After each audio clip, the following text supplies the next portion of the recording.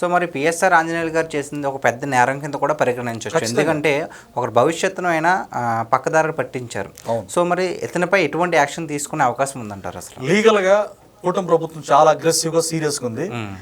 దుర్మార్గాన్ని, రౌడీజాన్ని, ఫ్యాక్షనిజాన్ని చంద్రబాబు నాయుడు గారు ఉక్కు పాదంతో అణిచేయాలి, తద్వారా డెవలప్మెంట్ జరగాలి, ప్రజలందరూ బాగుండాలి. P4 విధానం చూసాం.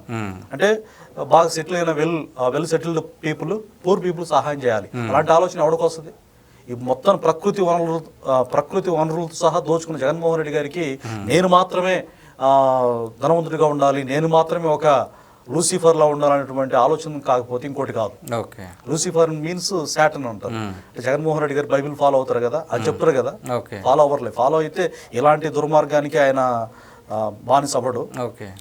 అయితే ఈయన చేసినటువంటి ప్లాన్స్ ఏంటంటే బెడిసి కొట్టింది.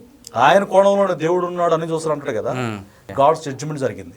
అంటే ఇలాంటి వ్యక్తి కనుక ఉంటే ప్రజలందరూ కూడా దారుణంగా చితికిపోతారు, ఇక బ్రతకడానికి అవకాశం ఉండదు. కొన్ని ప్రాంతాలు మనం చూస్తూ ఆకలి చావులు కూడా ఉంటాయి.